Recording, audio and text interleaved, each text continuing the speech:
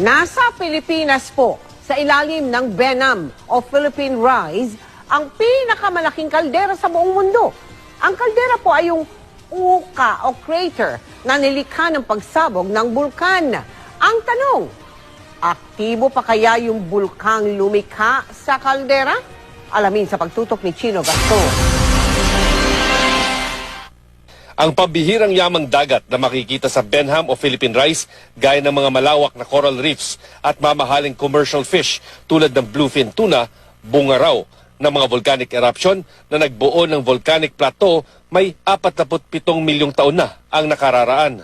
Nadiskubre nga rito ng New Zealand-based Pinay geophysicist na si Jenny Barreto at dalawang kasamahan ang kaldera o crater na iniwan ng isang underwater volcano. Pinangalanan nila itong Apo-Laki na ibig sabihin ay higanting Panginoon o pinuno, hango sa Filipino mythical God of the Sun and War. Base na rin sa inilathalang research paper ni Barreto at kanyang mga kasamahan, ang Apo-Laki ang maituturing na pinakamalaking kaldera sa buong mundo. Ayon kay Barreto, may diameter ng 150 kilometers ang Apo-Laki caldera at tumbas ng distansya mula Quezon City hanggang Paniki, Tarlac. Kasya rin sa loob ng Apo-Laki caldera ang higit 7 Taal Lake. Halos triple ang laki nito